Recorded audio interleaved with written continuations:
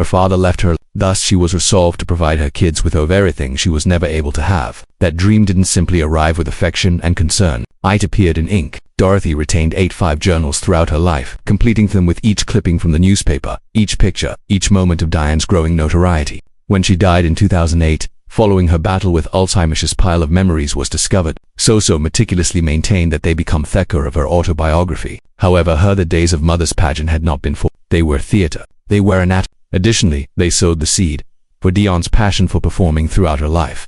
Jack Newton Ignatius Hall. Her father was a real estate agent and civil engineer, trader, an individual influenced by his Irish heritage as well as his involvement in World War I.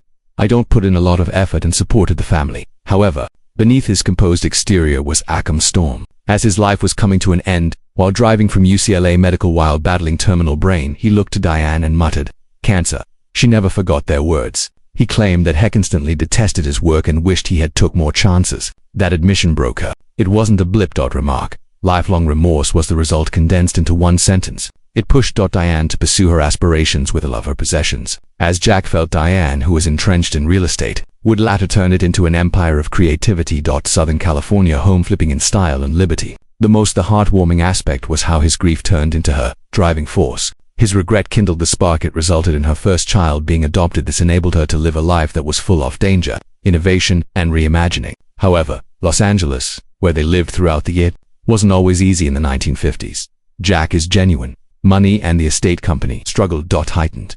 Diane spent her early years in second-hand shops such as Goodwill, although while other females were shopping at Buffham's, Shimitha would buy inexpensive second-hand clothing, then rework them on her previous McCall's sewing machine, converting leftover material into style. These weren't adorable craft days with a mother and daughter. They were about surviving on the little they had. That encounter didn't only mold Diane's sense of style, it provided her. Changing residents taught her that nothing is permanent, and that's why she was so skilled at performing those unusual endearing honesty who were concerned and that people would scover love. Her mom's needlework wasn't only regarding clothing. It was a matter of survival. Disguised as inventiveness, and it was beneficial. Transformed Diane into a walking human throw. The doors of Hollywood fearless lie off being unique. Diane didn't hold off on mature before entering the only 3 years old. She would entertain the nearby residents, placing performing live in the garden while her mother assisted her in donning outfits. Make something. These were more than just adorable toddlers. Moments. She was acting out a scene. Productions prior to learning to read.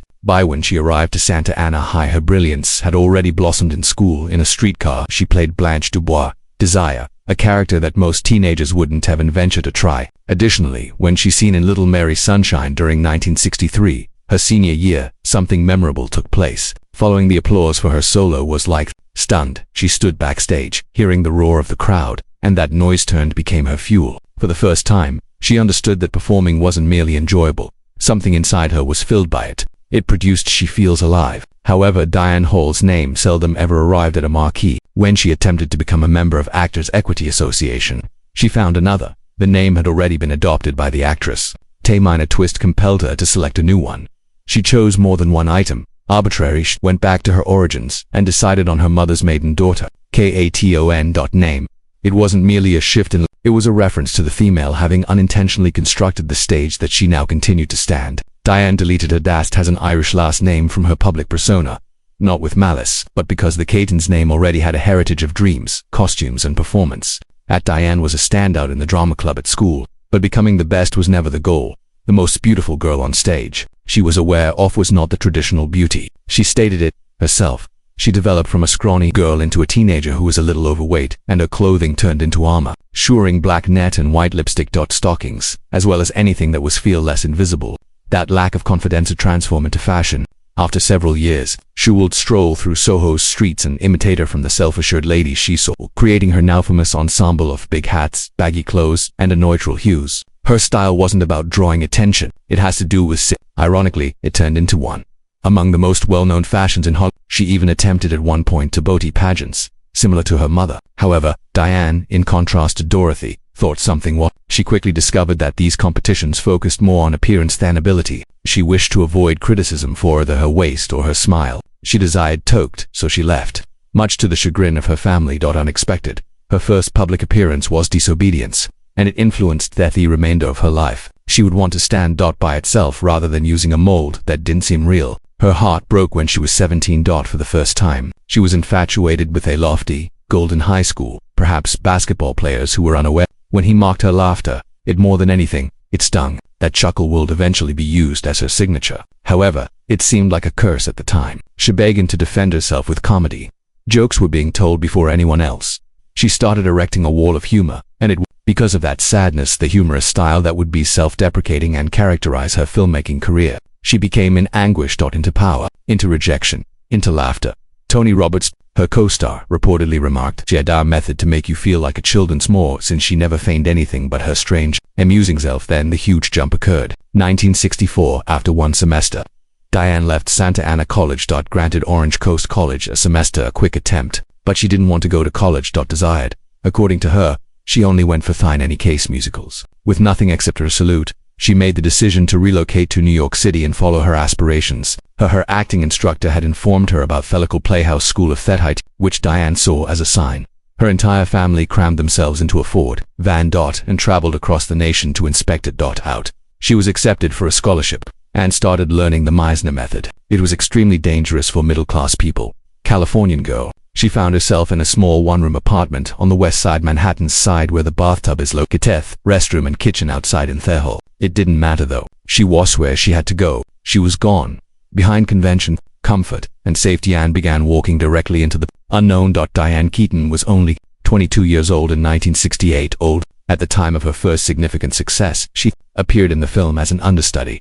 Hair, a Broadway musical. It was a crazy and revolutionary program renowned for its audacious situations and performances that are nearly nude. However, prior to ever taking the stage, she was presented with an odd and agonizing request. The producers advised her to shed 10 pounds, 8 at 5 feet 8 inches and 140 pounds. She was regarded as hefty for the role, particularly when scenes that are more revealing. The strain was intense. The majority of hair actors concurred. To show up naked in a brief scene during Act I. They even received a bonus of $50 if Diane objected, but they did it. She declined. Although the nakedness was optional, she refused to back down. She said, she didn't think it had any significance. That tiny act of rebellion startled the whole production crew. However, it also revealed a unique item. When the majority of young actors would do anything, Diane stuck to her principles in order to succeed, and she didn't give up. The urge to be slender caused her to enter a war that is sad and concealed. About Diane heard at the same moment in 1968. An additional actress mentions throwing up. Eating to maintain a healthy weight. She took Thiabit, believing it to be a trade secret. She thought she could consume as much food as she desired, provided she what began as a quick fix turned into a nightmare. She was unaware of Thethon, give it a name. She didn't make the call. Bulimia. She simply did it 5 days a week. Years, between 1968 to 1973. She shared a home with She was cleansing in order to 20,000 calories a day. It ruined her. Inside body. Her teeth were decaying. She got 26 cavities. Her stomach was always burning. Her menstruation became erratic. Her blood pressure fell dangerously low. However, she continued to no one was aware. She just started to recuperate once she began daily, the talking cure, as she dubbed it. Then one day it simply clicked. She stated that she just didn't want to go on a binge. No longer. Everything changed in that instant. As all of this was taking place within her, her career was gradually starting to blow. She tried out in 1968 for a Play It Again.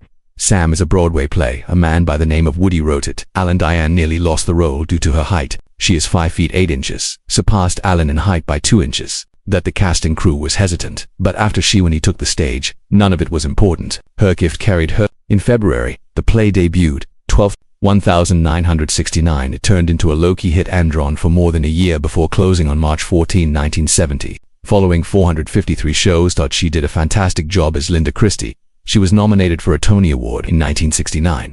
Although she lost, the nomination alone provided her with impetus. It also started something different. Her lengthy and intricate Woody Allen connection. They've become more than colleagues. They became partners, and their names would bound together for decades shortly. Next, the most surprising chapter arrived. Diane tried out for a movie in 1971. She didn't know what it was. She didn't read the screenplay. She was completely unaware of Thebo. She was only attending auditions, wishing for something to stick. That film was The Father Figure. Nevertheless, even without, she was given the role of Kay after preparation. Adams. Before anyone else, she was cast.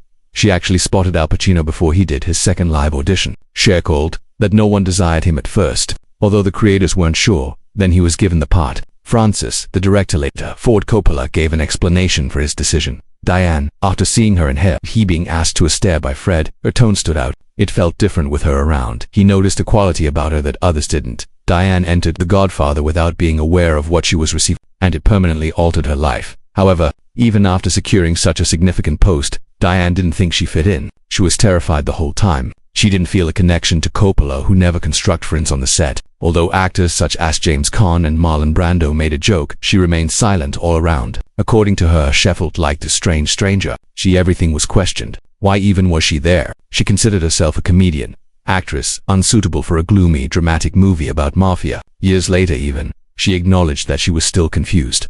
Why she was chosen by Coppola. During the filming of The Godfather in 1974, there was a shift between Diane and they were acquainted since the original film, but currently their relationship that developed into a romantic one. Diane was deeply enamored with him. She located him. Vivacious, endearing, and humorous. He was like a lost orphan, she said. They had an intermittent relationship for 16 years, coming to an end about 1990. Behind these scenes there were flaws. Diane found that Pacino, in spite of Hissimo, owed a lot of money. She was startled. His management and agents had grabbed the most of his funds. Diane was enraged. She even went up to his attorney and referred to him as a fool. She disarrayed bitter for Pacino. She desired a companion to give him the right care. However, their love stories don't last forever. In the segment about The Godfather, the three in Pacino received an ultimatum from Diane in 1990. It's over if you don't marry her. He decided not to get married, and that was all. The most their last split was frightening. Their personalities were reflected in actual life on screen. In the film, Kay faces Michael and declares, "You won my horror." Diane then acknowledged that the moment seemed genuine. She was speaking her truth while acting. In something totally unexpected happened in 1973 occurred Diane Keaton. Right after Shepherd in The Godfather entered, Anna once saw this futuristic comedy. Approaching, the movie's title was Sleeper, and it was more than a science fiction parody. It was a complete surprise hit. Constructed on a tight with a $2 million budget, it ultimately pulled in more than $18 million, over 10 times how much it cost. However, what made it even more, Keaton herself was amazing. She was no longer the dramatic daughter of Corleo. Now she was the eccentric Luna, schloer. Woman residing in an odd future, and she had a sense of humor. Sincerely, strangely, humorously. Like this wasn't only if it was a pivotal moment. Viewers thought she could perform humor in the same just as if she could erupt into tears at will. Anthea, in those scenes that were full with Diane Keaton, was a satirist and slapstick comedian, silently creating the character that would alter her life. After 4 years, that change exploded in 1977 on screen. This time, there was no surprise. Struck. Annie Hall was the one who made the modification. Everything that part was written by Woody Allen especially for her. The name even arrived. From actual life. Her nickname was Annie. Her real last name was Hall. However, this wasn't merely an additional role. She was the one. The manner in which she spoke and laughed at her own ineptitude.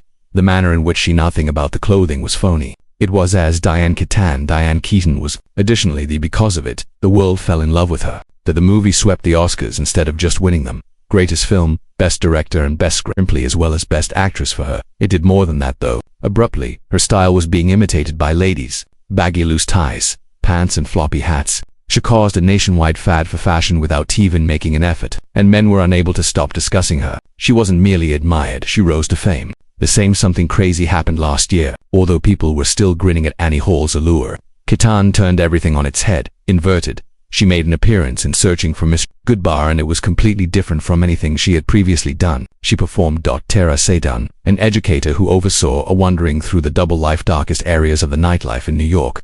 The narrative was inspired by an actual homicide from 1973, when Roseanne, a teacher a man Quinn met at a party, killed her. It was graphic, unfiltered, and it startled everyone. It was disliked by some. Some referred to it as daring, but none could disregard it. She received a Golden Globe nomination, as well as the detractors who acknowledged that they didn't enjoy the movie. Keaton was brave. She gave us that year 2 diametrically opposed iterations of herself. We laughed at one. The alternative made us uncomfortable. They were both memorable.